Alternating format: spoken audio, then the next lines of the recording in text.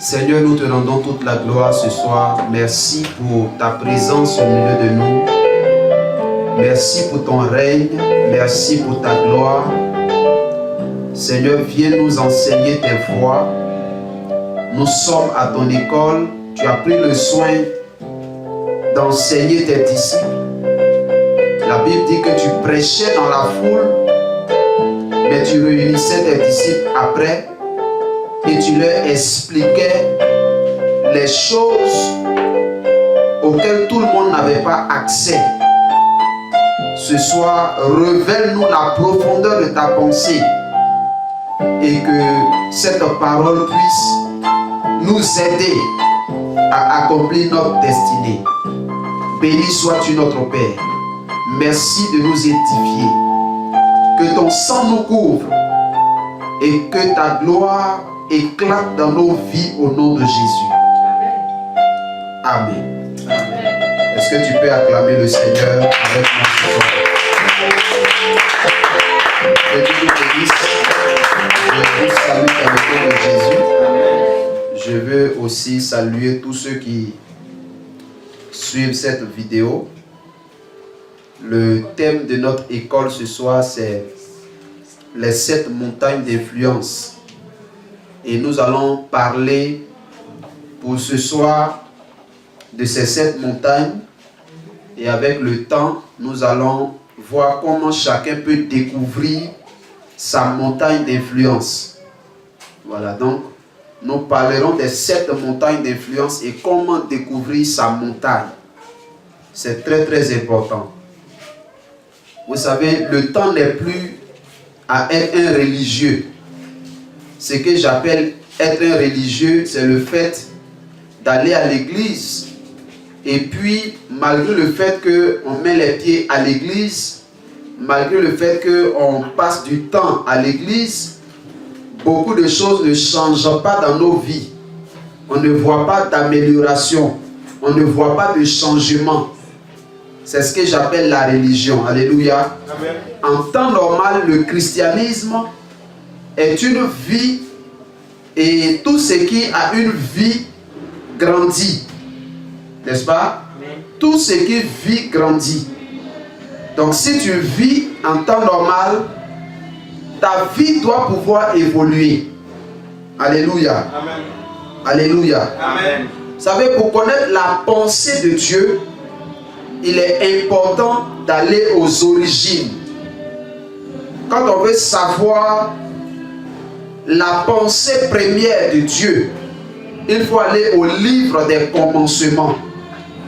Et dans le livre des commencements, nous allons voir la première instruction, ou bien s'il vous plaît, avant même la première instruction, nous allons parler de l'intention première que Dieu a eue quand il devait créer l'homme. C'est important. Tu dois savoir pourquoi est-ce que tu es sur la terre et pourquoi tu as été créé. Amen. Amen. Lisons ensemble Genèse, le chapitre 1, verset 26. Genèse, chapitre 1, verset 26.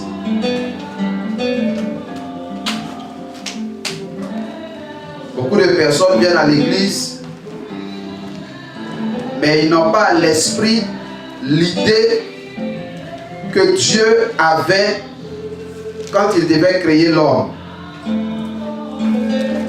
Genèse chapitre 1, verset 26. Est-ce que vous êtes à la page? Je vais lire. Il est dit: puis Dieu dit, faisons l'homme à notre image, selon notre ressemblance, et qu'il domine sur les poissons de la mer, sur les oiseaux du ciel, sur le bétail, sur toute la terre et sur tous les reptiles qui rampent sur la terre. Alléluia. Amen. Voyez ici, au verset 26, Dieu n'avait pas encore créé l'homme. Il avait l'intention de le faire. Et avec cette intention, il va expliquer le projet qu'il avait pour l'homme. Il va expliquer son intention en créant l'homme. Il dit, on va faire l'homme et on va le faire premièrement à notre image. On va le faire selon notre ressemblance. Et on le fait pourquoi? Pour qu'il puisse dominer sur toute la création. Alléluia. Amen. Donc, Dieu crée l'homme dans un seul but. Dans le but de dominer sur la terre.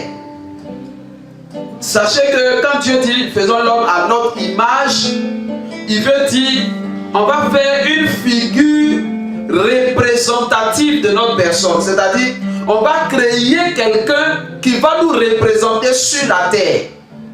Et il dit selon notre ressemblance, ça veut dire qu'il doit avoir des similitudes. Il doit avoir une ressemblance. C'est-à-dire que quand on voit l'homme, on doit savoir comment Dieu est. Vous comprenez? Quand on voit l'homme, on doit savoir comment Dieu fonctionne. Donc, l'homme allait être comme un modèle de Dieu. Et c'est dans ce sens-là que Dieu a créé l'homme. Vous voyez, c'est triste qu'aujourd'hui, beaucoup de personnes n'arrivent pas à avoir une bonne image de leur personne parce qu'ils n'ont pas conscience qu'ils sont l'image de Dieu. Tu as été fait à l'image de Dieu, selon sa ressemblance. Ça ne doit jamais te quitter. En principe, tu dois pouvoir dire à quelqu'un, si tu veux voir Dieu, regarde-moi. Si tu veux savoir comment Dieu est, regarde comment je suis. Alléluia. N'est-ce pas que c'est ce que Jésus a dit aux Juifs de son temps et puis ça les a scandalisés? Il a dit aux gens, celui qui m'a vu a vu le Père. Et quand il a dit ça aux gens, ça les a scandalisés. Ils n'ont pas compris la puissance et la profondeur de cette parole. Mais pour nous qui sommes nés de nouveau aujourd'hui, en temps normal, c'est la même chose pour nous, puisque la Bible dit que Jésus est le premier-né d'entre plusieurs frères. Si Jésus est le premier-né dans plusieurs frères, ça veut dire que ces frères-là, c'est qui?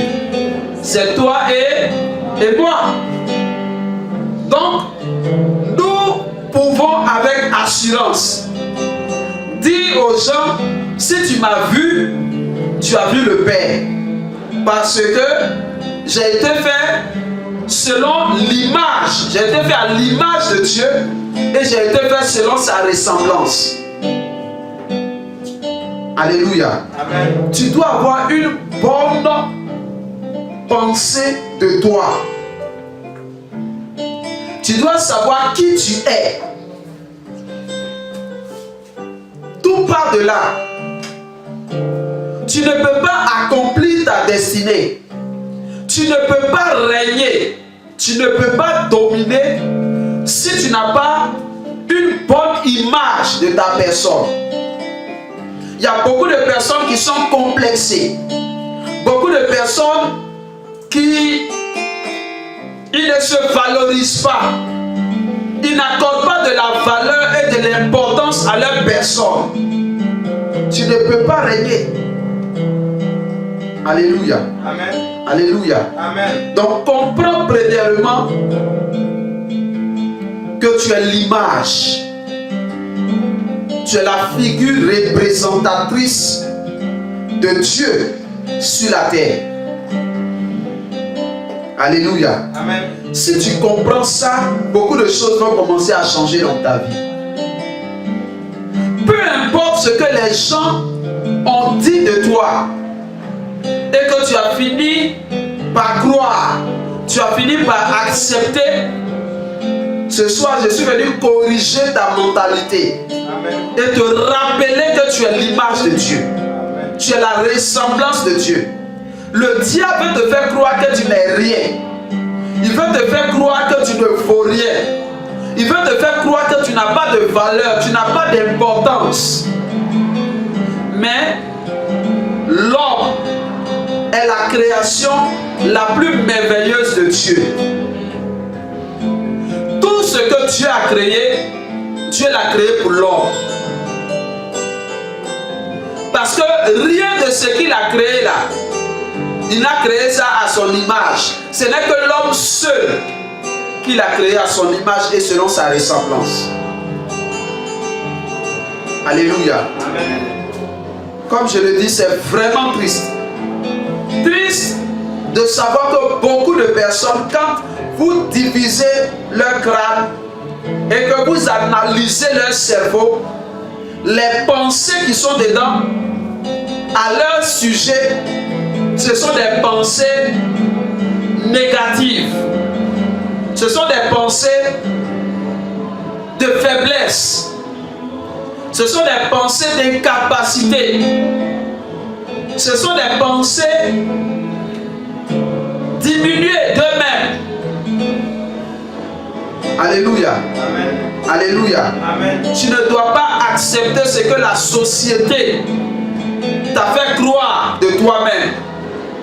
Il te faut être corrigé dans ta conception fondamentale de ta personne. Dis avec moi, je suis l'image de Dieu.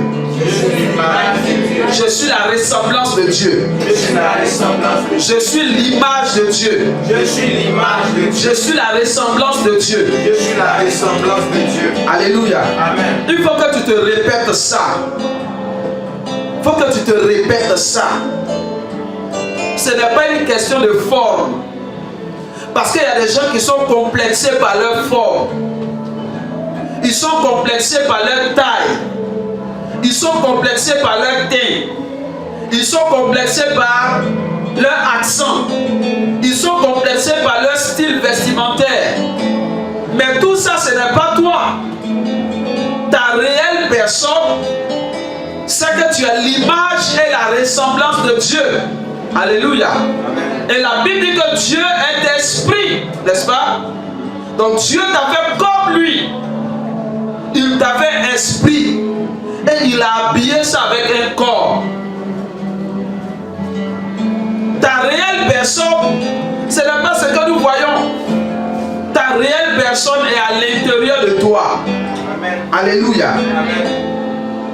Et la Bible nous dit que Dieu les crée dans le but de dominer sur la terre.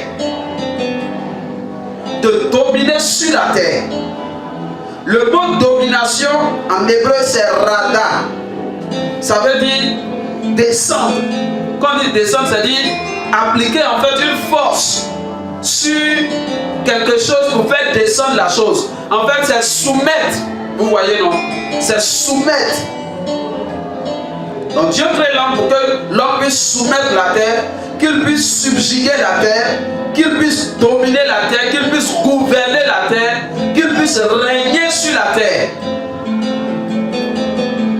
Est-ce que tu comprends ça? Cette idée ne doit pas te quitter. Comprends que tu es sur la terre pour exercer une domination. Tu es sur la terre pour gouverner la terre. Tu es sur la terre pour régner sur la terre. Alléluia. Amen. Et je vous ai parlé, le thème que je vous ai annoncé, c'est les 7 montagnes d'influence. Sur la terre, il y a 7 grands domaines qui en fait influencent toute la terre. Il y a 7 grands domaines qui influencent toute la terre. Parmi ces domaines-là, il y a premièrement le domaine des arts et de la, comment on appelle ça? Et du divertissement, voilà. Les arts et le divertissement. Ça, c'est un grand domaine. Dans ce domaine-là, il y a la musique, il y a les films, il y a vous savez que les films influencent la société, vous savez ça? Vous savez aussi que la musique influence la société. Donc tout ça, le cinéma, donc tout ça, ça fait partie des arts.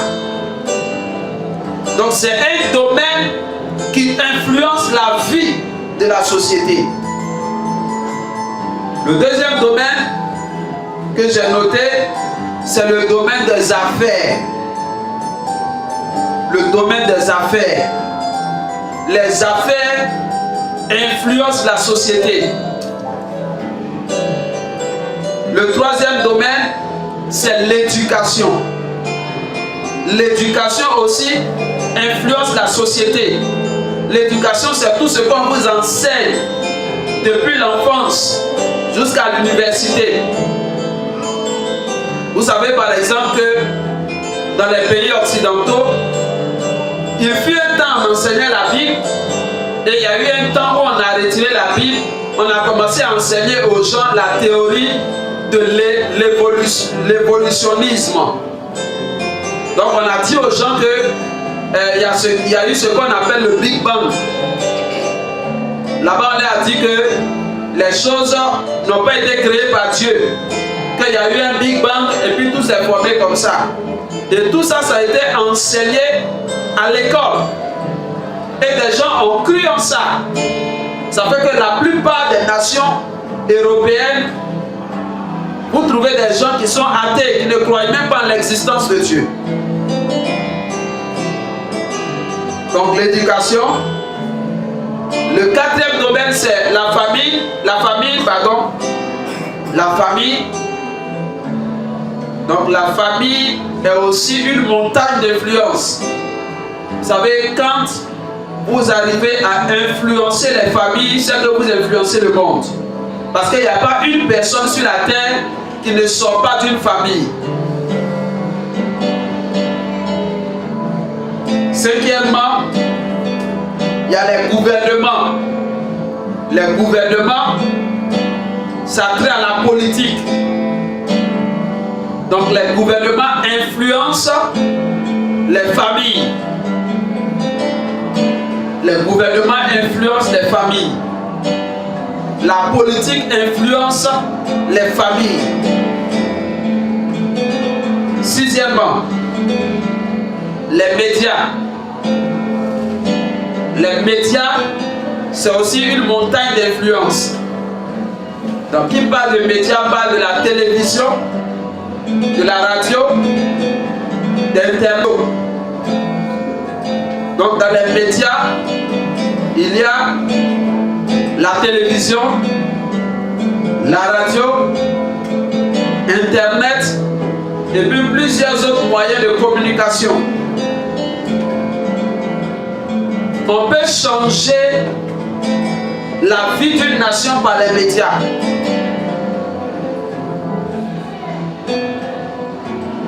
Donc ça c'est la sixième montagne.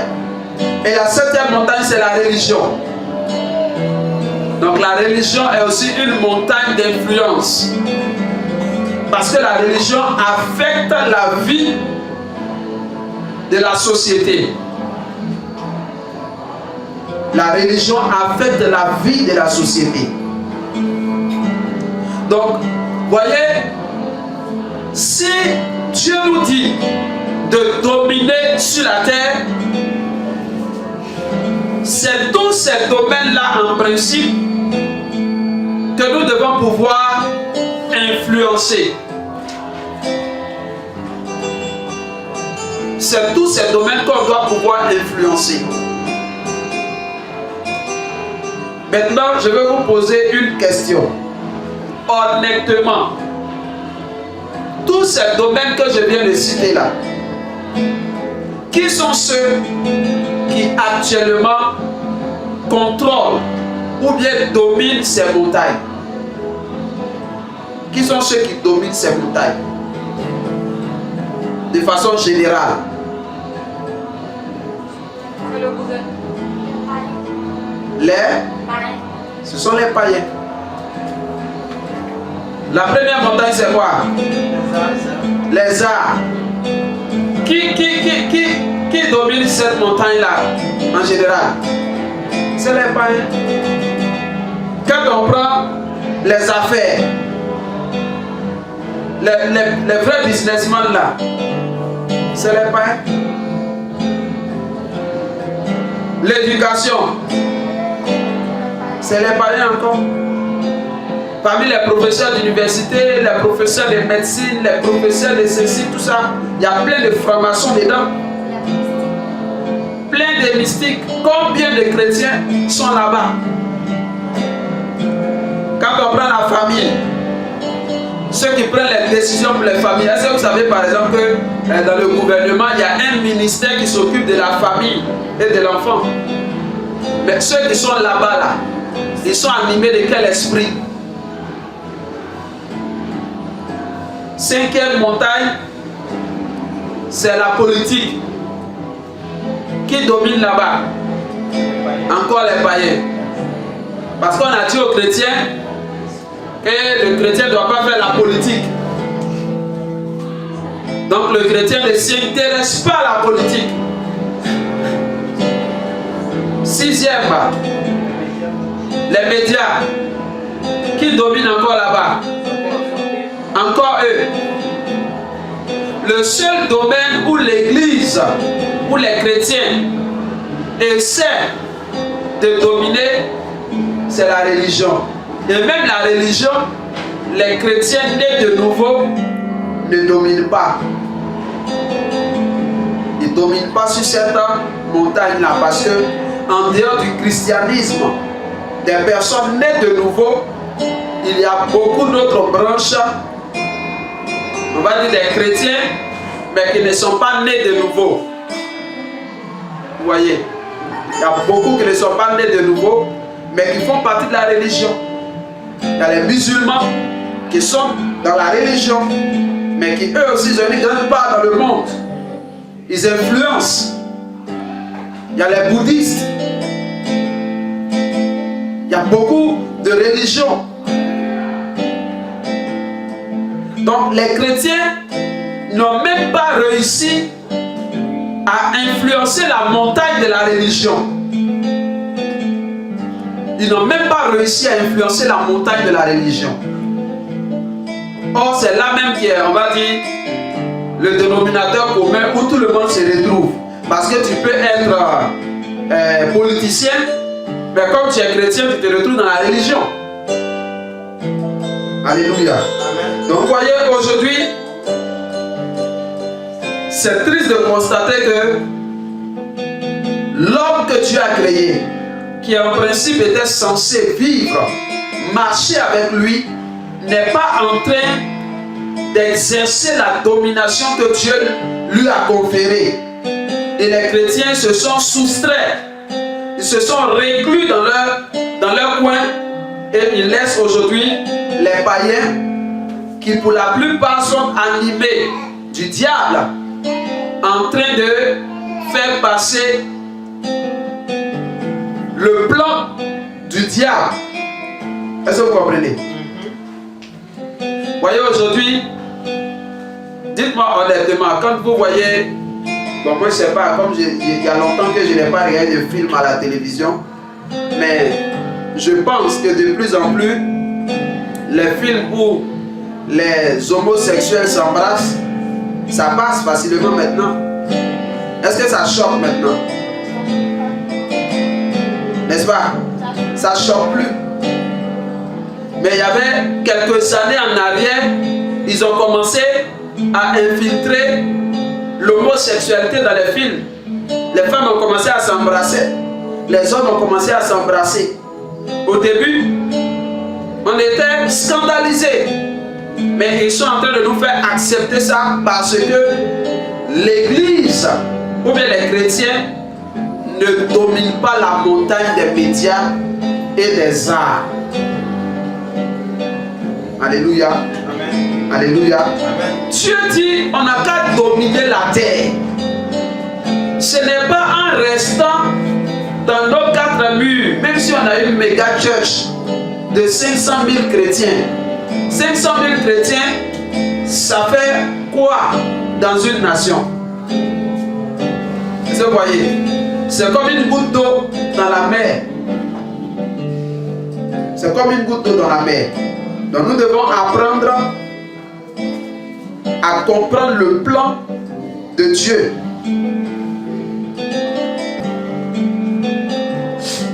Vous avez trouvé? Quelqu'un a trouvé, il peut lire. Matthieu chapitre 6, le verset 9 et 10. Oui, Matthieu 6, 9 et 10. Voici donc comment vous devez prier. Oui, Notre Père qui est aux cieux, oui, que ton nom soit sanctifié, oui, que ton règne vienne, oui. que ta volonté soit faite sur la terre comme au ciel. Ok. Ici, il a dit, voici donc comment vous devez prier. Notre Père qui est aux cieux, que ton nom soit sanctifié. Le verset 10 qui m'intéresse dit, que ton règne vienne. Dans d'autres versions, c'est que ton royaume vienne. Le règne, c'est quoi? Le règne, c'est la domination. Le règne, c'est le gouvernement. Donc Jésus enseigne à ses disciples, il leur dit, quand vous allez prier, dites que ton gouvernement vienne, que ta domination vienne. Mais dites-moi, est-ce que c'est le Seigneur lui-même qui a venu dominer, qui a venu régner? Non, c'est à travers ses enfants et ses disciples que nous sommes. C'est à travers ses disciples. Le verset 10 dit, que ton règne vienne, que ta volonté soit faite sur la terre comme au ciel. Donc Dieu veut que ce qui se passe dans le ciel se reflète sur la terre. Satan n'a pas pu régner au ciel. Il a été précipité. Et il faut que sur la terre aussi, Satan ne trouve pas de place pour régner. Mais cela ne peut se faire que si l'Église comprend cela et commence à attaquer les montagnes d'influence. C'est très important.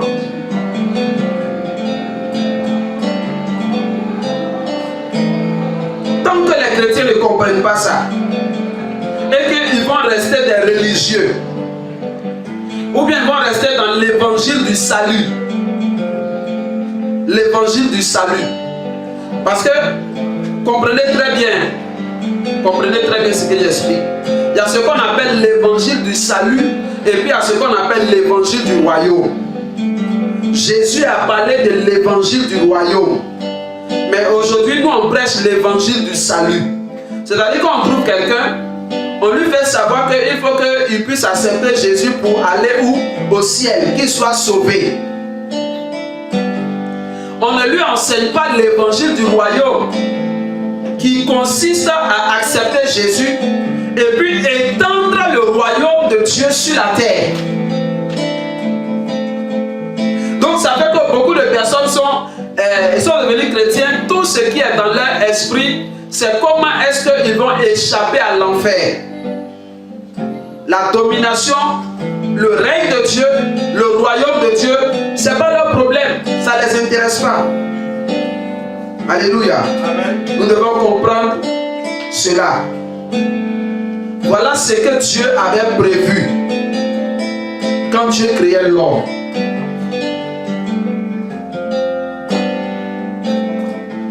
Une fois, je lisais un livre dans lequel l'auteur disait l'objectif pour lequel Jésus est venu, ce n'est pas de nous envoyer au ciel. Parce que ce n'est pas le ciel que Adam a perdu quand il a péché. Quand Adam a péché, ce qu'il a perdu, c'était quoi? Sa domination. Parce que Dieu l'a créé pour dominer, n'est-ce pas? Et quand lui, il a cédé son autorité au diable, qui était maintenant en charge? C'était le diable maintenant qui était en charge, qui contrôlait. Donc Jésus vient, pas pour que Adam aille au ciel, mais pour que Adam puisse récupérer la domination qu'il avait perdue. Voilà ce à quoi chacun d'entre nous doit aspirer. Il faut que tu puisses comprendre et chercher à savoir dans quel domaine moi je dois exercer mon influence? Quelle est la montagne que moi je dois conquérir pour la cause du Seigneur? Beaucoup de personnes ne savent pas que nous sommes dans une conquête. J'ai regardé une vidéo que quelqu'un m'a envoyée dans laquelle c'est un musulman qui est à Londres et qui est en train de faire une école où il enseigne l'islamisme radical. Et il dit que très bientôt en France, chose comme on appelle en Angleterre, tout le monde va prier Allah. Et ils sont en conquête. Ils ne sont pas là pour s'amuser. Ils sont là pour conquérir la terre. Ils sont là pour conquérir la terre. C'est nous, on pense qu'on regarde la vie comme ça. On dit non, ceux-là, ce sont nos frères. Ce sont nos frères. Eux ne nous regardent pas comme leurs frères. Eux, ils savent qu'ils ont une conquête. Ils sont dans une conquête. Ils sont dans une bataille. Alléluia. Regardez même dans notre pays. Ils ont le monopole de plusieurs domaines. Le jour qu'ils sont en fête, c'est pas très sûr que tu puisses te déplacer. Vrai ou faux? Parce qu'ils sont en fête, tu ne peux pas te déplacer. Tous les véhicules de transport garent. Et ça ne fait pas peur aux chrétiens. Ça ne les interpelle pas. Ils ne comprennent pas ce qui se passe. Alléluia. Nous devons nous réveiller. Nous devons nous réveiller.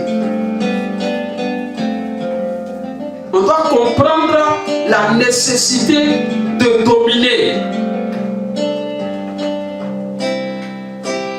On doit comprendre ça. Aujourd'hui, beaucoup de chrétiens ils ont accepté Jésus et puis bon, ça s'arrête là. Tout ce qui les intéresse, c'est comment est-ce qu'ils vont faire pour gagner un peu d'argent pour survivre. C'est pas à ça que Dieu t'appelle. C'est pas à ça que Dieu t'appelle. Dieu t'appelle à dominer, à influencer. Alléluia. Amen. Pourquoi on n'a pas réussi selon vous? C'est par là qu'on va terminer ce soir. Pourquoi on n'a pas réussi à posséder ces 7 montagnes? Je vous pose la question, oui. On ne s'est pas intéressé, d'accord? On ne s'est pas intéressé à ces montagnes. Ça peut être dû à l'ignorance. On ne sait pas qu'on doit posséder ces montagnes. Ça ne vaut pas la peine. Comme par exemple, les chrétiens ont dit qu'un chrétien ne doit pas faire la politique. Donc tout ce qui se passe dans le domaine de la politique, on s'en fout. On est dans nos 4 murs, on est dans nos églises et on parle en langue, on prie Dieu, on tombe, on se lève, on dit à l'église à chauffer aujourd'hui. Mais pendant ce temps, les gens sont en train de décider des lois pour diriger le pays. Ils sont en train de prendre des lois pour imposer l'homosexualité, pour imposer le lesbianisme, pour imposer l'égalité des sexes. Et nous, on reste dans nos 4 murs. Et puis on dit, ah vraiment, le monde là même, on ne sait pas où ça va. Vous savez, c'est parce qu'on autorise le diable à travailler qu'il travaille. Une fois le Seigneur était en train de me parler de ces choses. Il dit l'atmosphère spirituelle là. Le diable va travailler si nous on n'occupe pas ça. Si on laisse l'atmosphère spirituelle vide, il est libre de faire ce qu'il veut. Mais quand tu le rencontres dans l'atmosphère spirituelle par la prière, est-ce qu'il peut faire ce qu'il veut? On a des témoignages où des chrétiens étaient en train de prier la nuit. Entre minuit et 3h du matin, ils étaient en train de prier. Et puis un sorcier passait. Et puis quand il est arrivé là, il a été foudroyé, il est tombé. Et le matin, tout le monde est venu le voir. On a déjà vu ces témoignages-là. C'est parce que l'atmosphère spirituelle était occupée au moment où ce sorcier passait qu'il a été foudroyé. Donc c'est la même chose aussi dans la vie. Si on n'occupe pas les secteurs, les gens vont occuper. Comme on le dit, la nature a horreur du vide. Alléluia. Chacun d'entre nous a un domaine dans lequel il est appelé à régner. Pendant que je suis en train de parler, il faut commencer à réfléchir. Le jeudi prochain, c'est mercredi, non? Alléluia. Mercredi prochain, tu le sauras. Parce que nous allons voir ensemble les signes que quelqu'un peut analyser pour voir dans quel domaine il est appelé à régner. Parce que tout le monde n'est pas appelé à être pasteur. Malheureusement, il y a des pasteurs, si leurs chrétiens ne sont pas pasteurs, ils pensent que c'est pas bon. Ils sont pas dans le sacré. Le travail là, on peut travailler pour Dieu. La Bible dit tout ce que vous faites, faites-le comme pour le Seigneur. On peut faire des affaires pour Dieu. On peut faire la politique pour Dieu. On peut faire des films pour Dieu. On peut faire la musique pour Dieu. Alléluia. C'est important. Deutéronome chapitre 28. Deutéronome 28, oui, vas-y. Si tu obéis à la voix de l'Éternel, Si tu obéis à la voix de l'Éternel, ton Dieu, en observant et en mettant en pratique tous ces commandements que je te prescris aujourd'hui, l'Éternel, ton Dieu, te donnera la supériorité sur toutes les nations de la terre. Alléluia. Amen. Il dit, si tu obéis à la voix de l'Éternel ton Dieu, en mettant en pratique tous ces commandements que je te prescris aujourd'hui, l'Éternel te donnera la supériorité sur toutes les nations. Alléluia. Amen. En d'autres termes, si tu obéis à ma voix, je vais te positionner au-dessus. Maintenant, si on n'est pas positionné au-dessus, ça veut dire quoi? Ça veut dire quoi? Ça veut dire qu'on n'a pas obéi à la voix de l'Éternel. La première raison pour laquelle aujourd'hui les chrétiens ne possèdent pas ces montagnes, c'est la désobéissance à Dieu. C'est la désobéissance à Dieu. C'est la désobéissance à Dieu.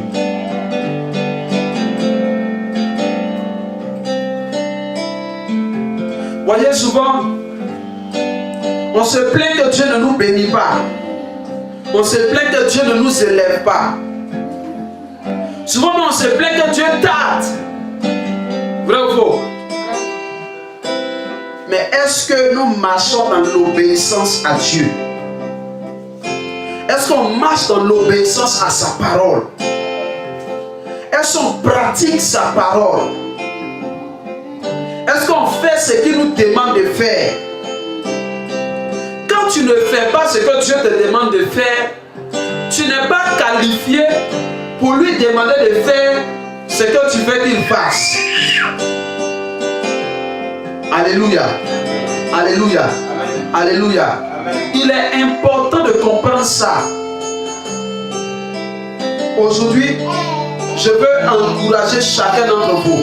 Vous savez, le fait de ne pas marcher dans l'obéissance à Dieu, de ne pas pratiquer la parole de Dieu, souvent on joue à ce petit jeu, on tombe dans ce petit piège là, mais on ne sait pas qu'on est en train de nous mettre en retard nous-mêmes. On se met en retard nous-mêmes. On ne fait pas du mal à qui que ce soit d'autre qu'à nous-mêmes. Alléluia. Amen. Alléluia. Amen. Le fait de jouer à cache-cache avec Dieu, de vivre dans le secret, pardon, de vivre dans le péché secrètement, on se fait du mal à soi-même.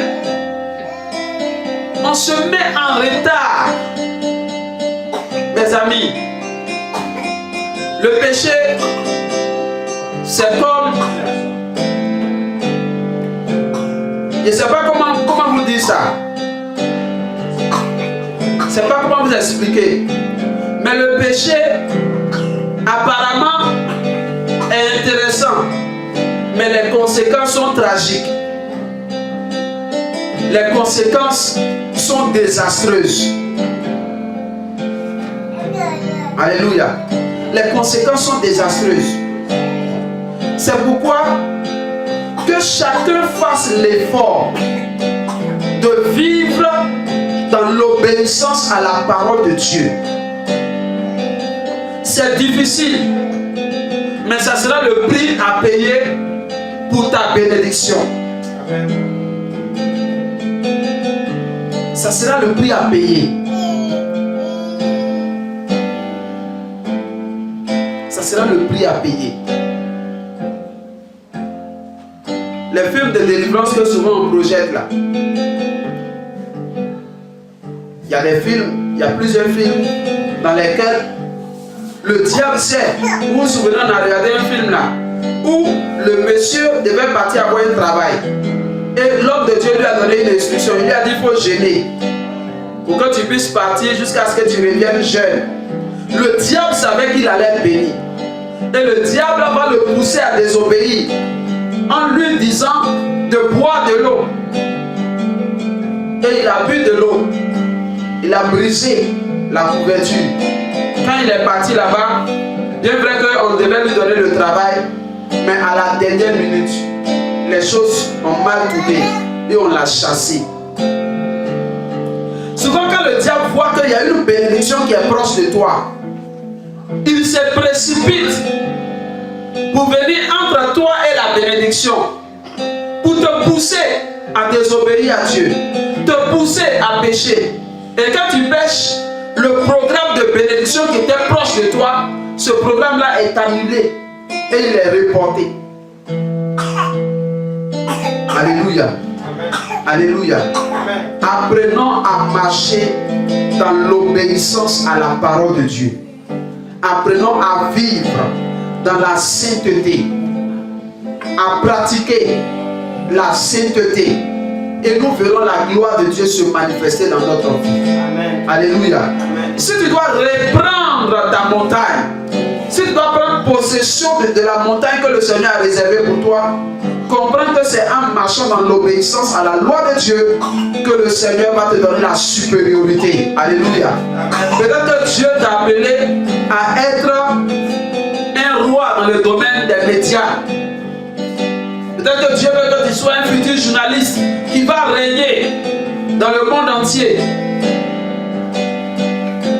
Mais il y a déjà des gens qui sont là, n'est-ce pas? Il y a des gens qui sont là.